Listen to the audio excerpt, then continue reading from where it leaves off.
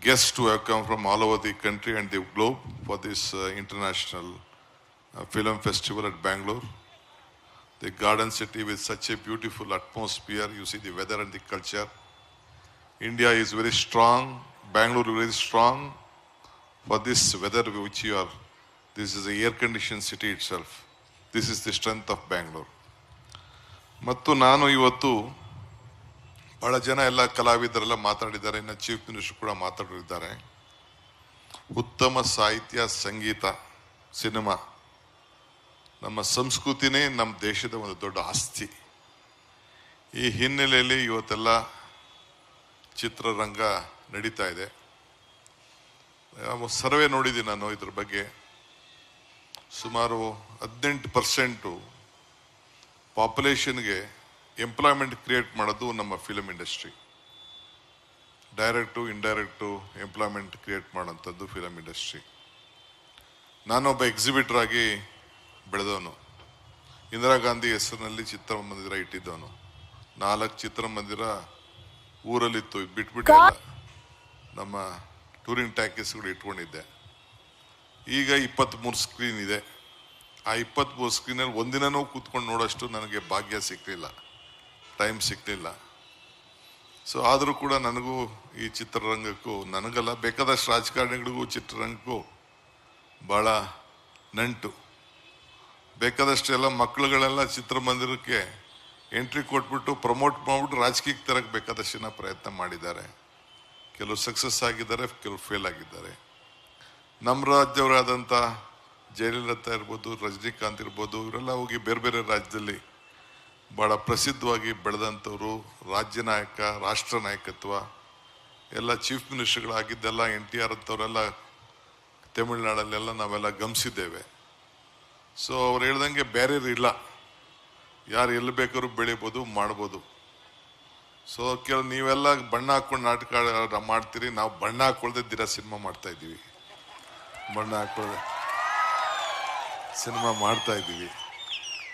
But ನನಗೆ ಈ film industry ಬಗ್ಗೆ ಭಾಳ ಕೋಪ ಬಂದ್ಬಿಟ್ಟಿದೆ, ನನಗೆ ಸಿಟ್ಟು ಬಂದ್ಬಿಟ್ಟಿದೆ. ಫಿಲಮ್ ಚೇಂಬರ್ ಆಫ್ ಕಾಮರ್ಸು, ಈ ಆ್ಯಕ್ಟ್ರ್ಗಳ ಬಗ್ಗೆ ನನಗೆ ಸಿಟ್ಟು.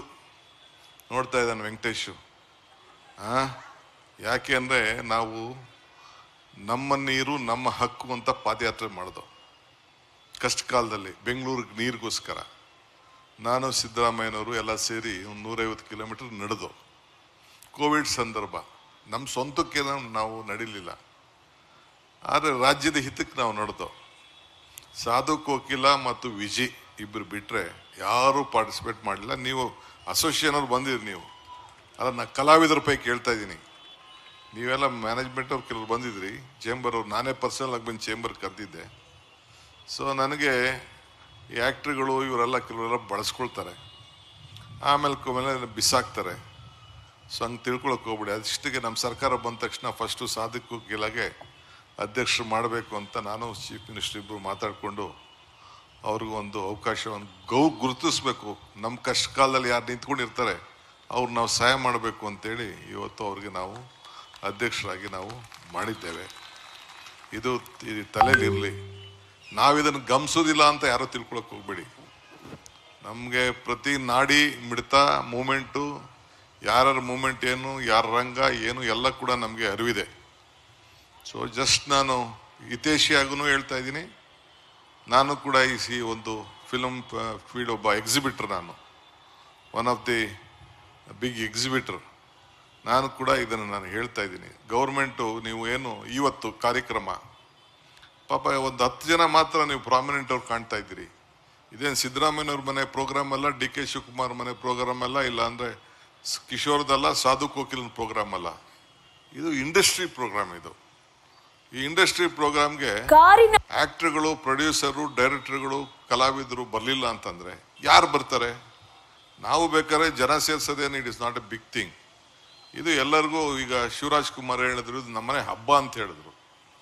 ಆ ಭಾವನೆ ಪ್ರತಿಯೊಬ್ಬ ಕಲಾವಿದರಿಗೆ, ಪ್ರತಿಯೊಬ್ಬ ಎಕ್ಸಿಬಿಟರ್ಗೆ, ಪ್ರತಿಯೊಬ್ಬ ಪ್ರೊಡ್ಯೂಸರ್ಗೆ, ಡೈರೆಕ್ಟರ್ಗೆ, ಆ್ಯಕ್ಟ್ರಿಗೆ ಬರಲಿಲ್ಲ ಅಂತಂದರೆ ಏನಕ್ಕೆ ಫಿಲಮ್ ಫೆಸ್ಟಿವಲ್ ಮಾಡಬೇಕು? ಇವತ್ತು ಇಂಟರ್ನ್ಯಾಷನಲ್ ಫಿಲಮ್ ಫೆಸ್ಟಿವಲ್ ಇವತ್ತು ಏನು ನಿನ್ನೆ ತಾನೇ ನಾನು 2 ರೌಂಡ್ ಮೀಟಿಂಗ್ ಆಯಿತು. ನಿನ್ನೆ ತಾನೇ ಇಫಾನ ಇಲ್ಲಿ ಮಾಡಬೇಕು, ಇಂಟರ್ನ್ಯಾಷನಲ್ ಫಿಲಮ್ ಅವಾರ್ಡ್ ಫಂಕ್ಷನ್ನ ಇಲ್ಲಿ ಮಾಡಬೇಕು ಅಂತೇಳಿ, ಸೌತ್ ಇಂಡಿಯಲ್ಲಿ ಮಾಡಬೇಕು ಅಂತೇಳಿ ದೊಡ್ಡ ಚರ್ಚೆ ನಡೀತಾ ಇದೆ. ಎಂಟೈರ್ ಟೀಮ್ ಬಂದಿತ್ತು ನನ್ನ ಹತ್ರ. ನಾನು ಇನ್ನೊಂದು ರೌಂಡ್ ಮೀಟಿಂಗ್ ಆದಮೇಲೆ ನಮ್ಮ ಚೀಫ್ ಮಿನಿಸ್ಟರ್ಗೆ ಅದ್ರ ಬಗ್ಗೆ ಪ್ರೆಸೆಂಟ್ ಮಾಡ್ತೀನಿ. ಬೆಂಗಳೂರಲ್ಲಿ ಮಾಡಬೇಕು. ಲಾಸ್ಟ್ ಇಯರು ಅಬುದಾಬಿಲಿ ನಡೆದಿತ್ತು. ಈ ಸತಿ ಎಲ್ಲ ಇಲ್ಲಿ ಬೆಂಗಳೂರಲ್ಲಿ ಮಾಡಬೇಕು ಅಂತ ಅವರೆಲ್ಲ. ಯಾಕೆಂದರೆ ಇವತ್ತು ನಮ್ಮ ಕನ್ನಡ ಇಂಡಸ್ಟ್ರಿ ನೀವೆಲ್ಲ ಕೆಲವು ಕಲಾವಿದರೆಲ್ಲ ಒಳ್ಳೆ ಬಾಂಬೆಗಿನ್ನ ಬಾಲಿವುಡ್ಗಿನ್ನ ಸ್ವಲ್ಪ ದೊಡ್ಡದಾಗೆ ತೆಗೆದುಕೊಂಡು ಹೋಗಿದ್ದೀರಿ. ಇದಕ್ಕೆ ನಿಮ್ದೆಲ್ಲ ಶ್ರಮ ಇದೆ, ಎಲ್ಲ ಕೂಡ ಇದಕ್ಕೆ ನಾವು ಅಭಿನಂದಿಸಬೇಕು. ಇಡೀ Bharat, India, Bollywood, Hollywood both are looking at Karnataka. ಇದು ನಿಮ್ಮೆಲ್ಲರ ಶ್ರಮದಿಂದ, ನಿಮ್ಮ ಕಷ್ಟದಿಂದ. ನಿಮ್ಗೆ ಯಾರು ಫೈನಾನ್ಸ್ ಕೊಡೋದಿಲ್ಲ ಅನ್ನೋದು ಗೊತ್ತಿದೆ ನನಗೆ. ನಿಮ್ಮ ಫೈನಾನ್ಸು ಚಕ್ರ ಬಡ್ಡಿ 3%, 36%, ಎಲ್ಲ ಬೇಕಾದಷ್ಟು ಕಷ್ಟ ಇದೆ ಅನ್ನೋದು ಕೂಡ ನನಗೆ ಅರಿವಿದೆ. ಏನು ನಮಗೇನು ಗೊತ್ತಿಲ್ಲ ಅಂತ ತಿಳ್ಕೊಳಕ್ಕೆ ಹೋಗ್ಬೇಡಿ. ಆದರೂ ಕೂಡ ಗೌರ್ಮೆಂಟು, ಇದು ನಾವಲ್ಲ, ಗೌರ್ಮೆಂಟ್ ಆಚಾರ ವಿಚಾರನ ಪ್ರಚಾರ ಮಾಡೋದು ಕೂಡ ನಿಮ್ಮ ಧರ್ಮ. ನಿಮ್ಮ ಕಲೆ ಮುಖಾಂತರ, ನಿಮ್ಮ ಸಿನಿಮಾದ ಮುಖಾಂತರ, ನಿಮ್ಮ ಥಿಯೇಟ್ರ್ಗಳ ಮುಖಾಂತರ ಸಮಾಜ. ಈಗ ನಾವು 5 ಗ್ಯಾರಂಟಿ ತಂದೋ. ಏನಕ್ಕೆ ತಂದೋ 5 ಗ್ಯಾರಂಟಿ? ನಮ್ಮನೆ ಊಟಕ್ಕೆ ತಂದ್ವಾ? ಇಲ್ಲ ಒಂದು ಪಾರ್ಟಿಯವ್ರಿಗೋಸ್ಕರ ತಂದ್ವಾ? 56,000 ಕೋಟಿ ಕೊಟ್ಟಿದ್ದೀವಿ. 56,000 ಕೋಟಿ ಬಸ್ಸಲ್ಲಿ ಓಡಾಡೋಕ್ಕಿರ್ಬೋದು, ಕರೆಂಟ್ಗಿರ್ಬೋದು, ಪ್ರತಿಯೊಂದು ಕುಟುಂಬ ಇದಕ್ಕೆ ಶಕ್ತಿ ಸಿಗಲಿ ಅಂತೇಳಿ. ಯಾವುದೇ ಒಂದು ಮನೇಲಿ ಒಂದು ಟಿ ವಿ ಹಾಕ್ದವರು, ಈಗ ಟಿ ವಿಯವರು ಅಧ್ಯಕ್ಷರು, ಈ ಟಿ ವಿಯವರು ಮುಖ್ಯಸ್ಥರು ಬಂದಿದ್ದಾರೆ. ಒಂದು 3-4 ಟಿ ವಿಯವರು ಇಲ್ಲಿ ನೋಡ್ತಾ ಇದ್ದೀನಿ ನಾನು. ಅವ್ರಿಗೂ ಒಂದು ದೊಡ್ಡ ಇಲ್ಲಿ TRPಗೆ ಭಾಳ ನಿಮ್ಮ ಸಿನಿಮಾಗಳು ಭಾಳ ಮುಖ್ಯ, ಕಲೆ ಭಾಳ ಮುಖ್ಯ. ಗಂಟೆಯಲ್ಲಿ ಅಟ್ಲೀಸ್ಟ್ 2 ಗಂಟೆ ಆದರೂ ಕೂಡ ಜನ ಟಿ ವಿ ಮುಂದೆ ಕೂತಿರ್ತಾರೆ. ನೀವೇನು ಪ್ರದರ್ಶನ ಮಾಡ್ತೀರಿ, ನೀವೇನು ತಯಾರು ಮಾಡ್ತೀರಿ, ಥಿಯೇಟ್ರಲ್ಲಿ ನೋಡೋಕ್ಕಾಗಲಿಲ್ಲ, ಟಿ ವಿಲಾರು ನೋಡ್ತಾ ಇದ್ದಾರೆ. ಈಗ ಲಾಸ್ಟ್ 7-8 ಮಂತ್ಸಿಂದ ಎಲ್ಲ ಥಿಯೇಟ್ರ್ಗಳಲ್ಲಿ ಈಗ PVR ಅವರು ಬಾಡಿಗೆನೇ ಕೊಟ್ಟಿಲ್ಲ. ಬಾಡಿಗೆಗೆ ಲಾಸ್ ಆಗ್ತಾಯಿದೆ, ಒಳ್ಳೆ ಸಿನಿಮಾಗಳು ಬರ್ತಾ ಇಲ್ಲ ಅಂತೇಳಿ. ಸೊ ಅದಕ್ಕೆ ಮುಖ್ಯಮಂತ್ರಿಗಳು ಮೈಸೂರಿನಲ್ಲಿ ಒಂದು ದೊಡ್ಡ, ಈಗೇನು 1 ಗಂಟೆ 1-1/4 ಗಂಟೆಗೆ ಮೈಸೂರಿಗೆ ಹೋಗ್ಬೋದು, ಒಳ್ಳೆ ಜಾಗವನ್ನು ಕೂಡ ಮಾಡಿ ಒಂದೊಳ್ಳೆ ಸಿಟಿ ಮಾಡಬೇಕು ಅಂತೇಳಿ ಅಲ್ಲಿ ಈಗಾಗಲೇ ಅವರ ಸಂಕಲ್ಪ ಇದೆ. ಬಹುಶಃ ಈ ಬಜೆಟ್ ಆದಮೇಲೆ ಒಂದು ಪ್ಲ್ಯಾನ್ ಸಬ್ಮಿಟ್ ಆಗಿತ್ತು. ಆ ಪ್ಲ್ಯಾನು ಸರಿ ಇಲ್ಲ ಅಂತೇಳಿ ಅವರೇ ಅದಕ್ಕೆ ರಿಜೆಕ್ಟ್ ಮಾಡಿದ್ದಾರೆ.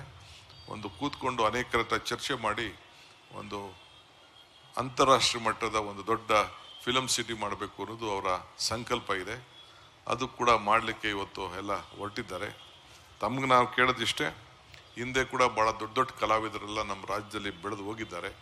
ಮುಂದಕ್ಕೂ ಕೂಡ ಯಂಗ್ಸ್ಟರ್ಸ್ಗೆಲ್ಲ ಬೇಕಾದಷ್ಟು ಅವಕಾಶ ಇದೆ, ಸ್ಕೋಪು, ಲ್ಯಾಂಗ್ವೇಜು ಎಲ್ಲ ಇದ್ದ. ಹಿಂದೆ ರಾಮನಗರದಲ್ಲಿ ಶೋಲೆ ನಡೆಸಿದಾಗ ಯಾರ್ದು ಸಾಧ್ಯನಾ ಇಂಥದ್ದೆಲ್ಲ ಅಂತ ಕೂಡ ಹಿಂದೆ 40-50 ವರ್ಷದಿಂದ ಮಾತಾಡ್ತಿದ್ರು.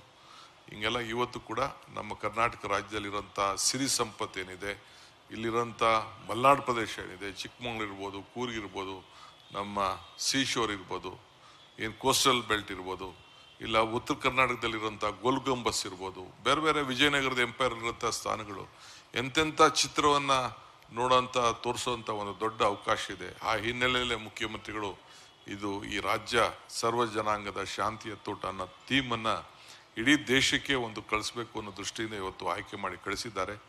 ನಿಮಗೆಲ್ಲ ಶುಭವಾಗಲಿ.